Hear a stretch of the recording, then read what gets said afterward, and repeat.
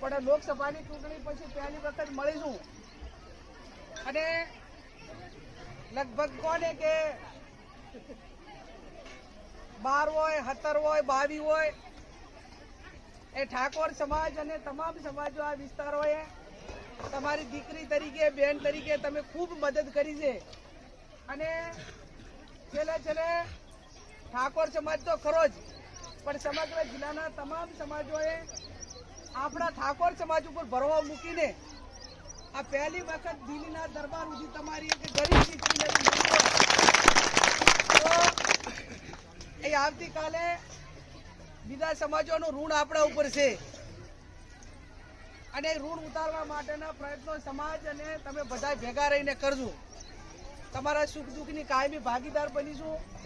અત્યારે દિલ્હી જવાનું હતું તો પણ આટલે આવવું પડે છે, મારી જવાબદારી છે. મને સંસદ છું પણ આવવું પડે મારે ગમે એટલું કામ બોલું કરીને. આજે આ કેપી સાહેબ આપણા વચ્ચે ભાઈ ઠાકરસિંહભાઈ એ કાયમી ગમે એટલી મુશ્કેલીઓ સહન કરીને પણ આપણા ભેગા કાયમી આપણો સમાજ સહન ના કરી કે એટલું બીજું સહન કર્યું છે નથી કર્યું છે અને એટલા માટે એક હાથે આલવું ને એક હાથે લેવું અને ચાક જરૂર પડે તો હું ઠાકોર સમાજને વિનંતી કરું છું કે એમનો બદલો ઉતારવામાં કાંઈ પાછા ના રહેતા. અને હવે તમને જેટલું જોતું હતું એટલું આલ્યું છે કે નથી આલ્યું? જોતું હતું એટલું બીજા સમાજે આલ્યું છે અને આ એટલે પૂરું નથી થતું. કાલે બપોરે ફરી મારા માટે તમારે અહીંયા કરે પાછું લેવા દાવું પડશે ને દાવું પડશે અને એટલે કહું છું કે તમારે બધાને હું બોલાવી છે ખરી આજે થરાદ તાલુકાના નાયે બધાય છે આગુવાનું છે બધું કરશે ભાઈ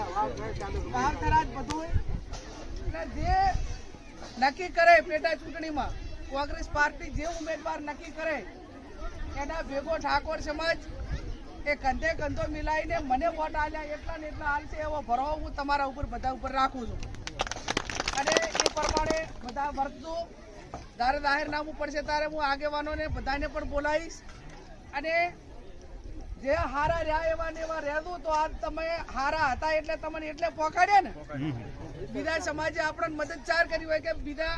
કરતા ઠાકોર સમાજ અમારા ભેગો રહ્યો છે, ભવિષ્યમાં રહેશે અને થાય એટલું ઠાકોર સમાજ સારું કરશે, કોઈનું ખોટું ન કરે. આવી સાફ તો તમે ઊભી કરી તો રહ્યું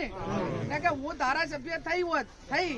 એટલે તો તમે બધી બીજા સમાજ ઉપર ખોટા કેસો કરાયા હોત અને ના હોય ફરિયાદો ના હોય બધા ઓલું કર્યું હોત તો ઈ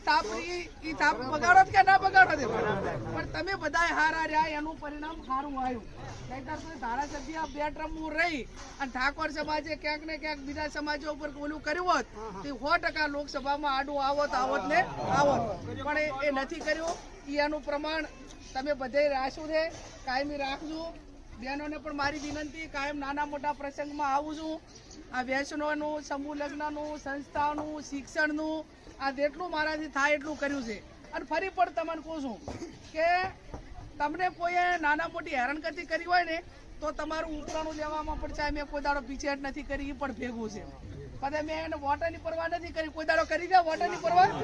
નથી કરી, એ પણ ભેગું છે. અને હજી કહું છું કે જેટલું સારું રહ્યું એટલું સારું જ છે પણ તમને કોઈ નાના મોટી હેરાનગતિ છે તો એમાં પણ હું તમારી સાથે કાયમી હતી છું અને કાયમી બેઠી છું. એમાં કોઈ એક ટકો કોઈની ચિંતા કરવાની જરૂર નથી અને ક્યાંય કોઈને તમને કોઈના સુધી મેલાય નથી, મેલી છે એટલું થાય એટલું કાયમી મેં કર્યું છે. આવનાર સમયમાં પણ આપણા આગેવાનો અમે બધા કાયમી કરશું. બહેનોને પણ મારી વિનંતી કે દીકરા દીકરીઓને ભણાવો અને શિક્ષણ એના સિવાય બીજો કોઈ ઉધાર નથી. ત્યાં થરાદ સંસ્થાના પૈસા પણ આપણે એનું બહાનું પણ આલ્યું છે. વાવમાં પણ આવનાર સમયની અંદર જે કાંઈ નાના મોટું વાવને થરાદ કરશે ને ભાઈ જમીન તો આપણે બધી ભેગી જ છે. એમાં અમારો વાવ વાળાનો ભાગ છે ને પાછળ. હવે તો મારે તો આખા જિલ્લાની ઓલી વાત છે વાવ પેલું વાવનું અને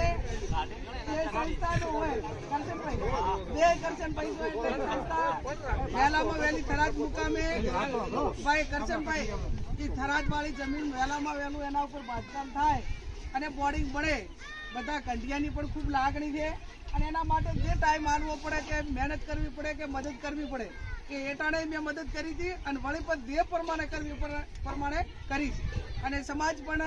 એ જમીન ટાઈટ એન્ડ ક્લિયર થયા પછી વધારે નહીં તો ઘર દીઠ તમે 1000 1500 2,000 રૂપિયા આલશો ને તોય બોર્ડિંગ થઈ જાય છે ને અત્યારે હવે એવું કોઈ ઘર નથી કે વરમાં એક વખત 1000 રૂપિયા સમાજને ના આલી કે એવું કોઈ ઘર છે 1000 રૂપિયા તો આલી કે ના આલી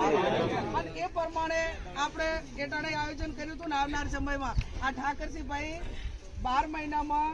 2 કરોડ રૂપિયા રબારી સમાજમાંથી ઉઘરાઈ અને થરાદ મુકામે 12 મહિનામાં બોર્ડિંગ પડાય કે ના પડાય 12 મહિનામાં 2 માળ તૈયાર થઈ ગયા અને આપણે 2 વર્ષથી 5 વર્ષથી તો એક માળ તૈયાર થશે કે નહીં થાય પણ કરશે તો કંઈક થશે એટલે જેમે જેમે મથીને એમાં પડી સંસ્થા વહેલી થાય એવા મારા પ્રયત્નો રહેશે ફરી માતૃશ્રીના આત્માને શાંતિ મળે